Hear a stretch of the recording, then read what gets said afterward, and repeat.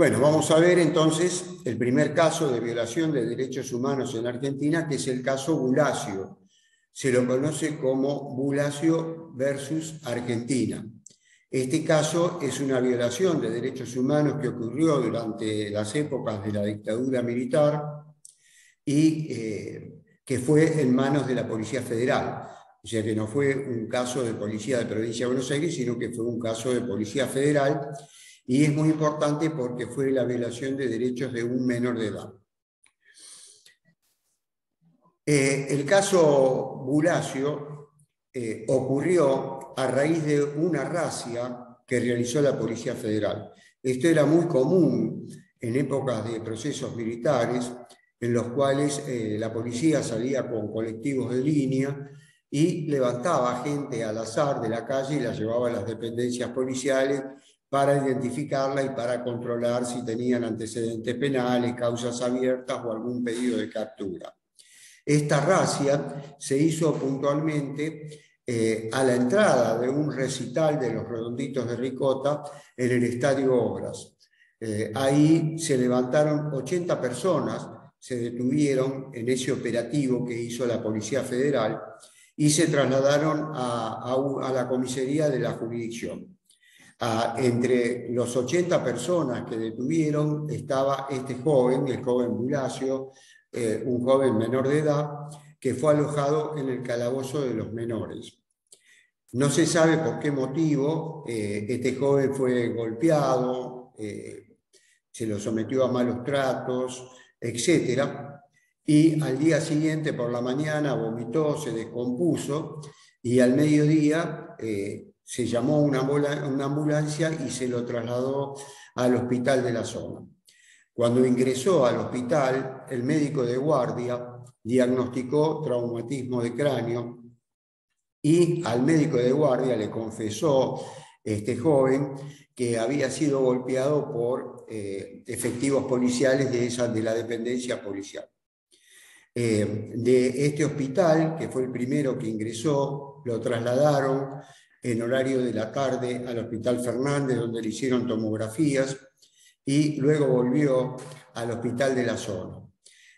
Al día siguiente lo fueron a visitar los padres, que recién se enteraron al día siguiente por medio de un vecino que también estuvo detenido junto con Bulacio en ese operativo policial. Después de esto, los padres lo trasladan, lo sacan del hospital donde estaba y lo trasladan a una clínica privada, en la cual el médico de guardia que registra el ingreso declara que ingresó un joven con diversos golpes y traumatismo de cráneo, etc. Y a raíz de eso interviene la dependencia policial de la zona de ese hospital o esa clínica privada y se inicia una causa para averiguar los motivos, digamos, de las lesiones del joven Bulacio. 5 días después, este joven fallece, supuestamente a raíz de las lesiones que sufrió. Todos los 80 detenidos en la dependencia policial fueron recuperando poco a poco la libertad a medida que fueron identificados y se demostró que no tenían causas penales o antecedentes, recuperaron la libertad.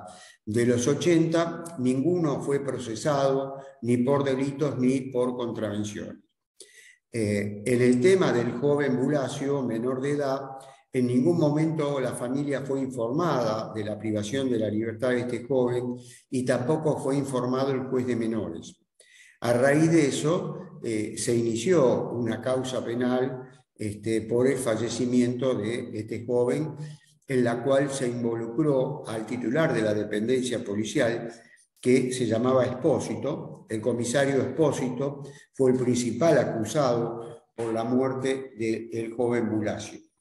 La excusa o la defensa de este comisario es que había un protocolo, una seguridad que había emitido la superioridad de la Policía Federal, en la cual le ordenaba o le permitía a los comisarios, a los titulares de la dependencia, detener personas sin informar a los juzgados. A raíz de esto, ocurrieron muchas peripecias en el juicio. El juzgado de menores, que fue el primero que intervino en la causa después de la muerte del joven Bulacio, se declaró incompetente y la causa pasó a un juzgado de mayores. El juzgado de mayores también se declaró incompetente. Cuando varios juzgados se declaran incompetentes, el expediente pasa a la Cámara, que es la superior de esos juzgados, para que resuelva a cuál le corresponde resolver.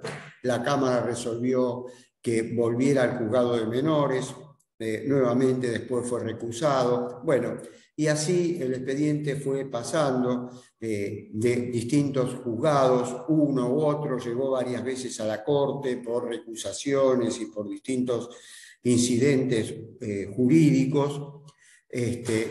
Y en ese interín, el comisario Espósito fue procesado varias veces, desprocesado, detenido, liberado. En un momento le concedieron una excarcelación. Después de eso se revocó todo y se ordenó la detención, pero la detención no pudo llevarse a cabo porque ya se había dictado una excarcelación. Bueno, finalmente la causa prescribió.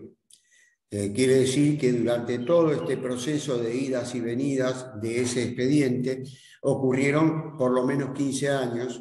Ustedes saben que los delitos que tienen pena prevista de perpetua prescriben a los 15 años, por lo tanto se supone que pasaron seguramente más de 15 años de idas y venidas.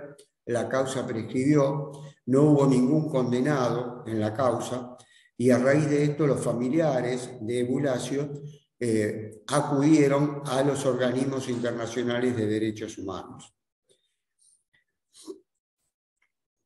¿Cuáles fueron los derechos violados en este caso? El derecho a la vida, porque Bulacio perdió la vida; el derecho a la integridad personal, ya que sufrió distintas violaciones a su integridad personal, golpes, lesiones, etc. El derecho a la libertad personal, ya que fue detenido sin motivo y permaneció detenido bastante tiempo. También fueron violados los derechos del niño, ya que Bulacio era menor de edad. También se violaron distintas garantías judiciales y también se violó el derecho que tienen las personas a la protección judicial. Señor, la garantía judicial, la que se viola, ¿cuáles son? La de no avisarle al juez de menor y no poner un defensor en su momento y esas cosas. Exacto, todo eso, todo lo que son las garantías del debido proceso. Aquí se violaron justamente varias. ¿Cuál es el procedimiento de las denuncias que llegan a los organismos internacionales de derechos humanos? Estas denuncias llegaron a los organismos latinoamericanos de derechos humanos. Cuando alguien hace una denuncia por una violación de derechos humanos, primero pasa por la Comisión Latinoamericana de Derechos Humanos. Y en ese caso la comisión estudia el caso para ver si verdaderamente hubo violación de derechos humanos. Si determina que fueron violados los derechos humanos, recién el caso después pasa a ser tratado por la Corte Interamericana de Derechos Humanos. En este caso pasó eso. La comisión determinó que hubo violaciones de derechos humanos y el caso pasó a la Corte Interamericana de Derechos Humanos. La Corte Interamericana, antes de dictar sentencia, lo primero que hace es llamar a las partes para ver si las partes pueden llegar a un acuerdo. Entonces la Corte citó al Estado argentino y a los familiares del joven Bulacio para ver si llegaron a un acuerdo, y las partes llegaron a un acuerdo amistoso. Ese acuerdo amistoso fue revisado por la Corte Interamericana y fue aprobado. Ese acuerdo amistoso fundamentalmente comprende distintas indemnizaciones a los familiares de Bulacio, digamos, por todos aquellos sufrimientos que padecieron durante el proceso. por el hecho de no conseguir justicia, de ver que la persona responsable de la muerte de su hijo o de su hermano, etcétera, está en libertad y de repente sale, de repente entra y no pueden conseguir que se condene y finalmente queda impune. Por ejemplo, el padre de Bulacio sufrió muchos problemas de salud y 3 veces intentó suicidarse. La hermana también sufrió muchos problemas de salud y 2 veces intentó suicidarse. Y así varios familiares, digamos, sufrieron distintos problemas de salud, etcétera, a raíz de los sufrimientos.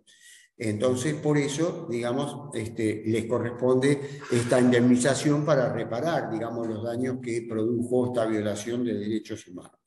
Entonces, llegaron a ese acuerdo amistoso entre el Estado argentino y los familiares, en el cual el Estado argentino se comprometió a pagarle distintas indemnizaciones a los distintos familiares de este joven.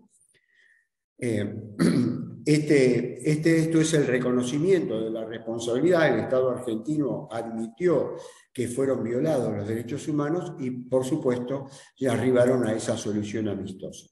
La Corte Interamericana, en su sentencia, o sea, después de que se firma ese acuerdo amistoso, ese acuerdo tiene que ser aprobado por la Corte Interamericana y lo homologa. La homologación es dictar una sentencia en la cual se apruebe ese acuerdo al cual llegaron las partes para que tenga validez jurídica.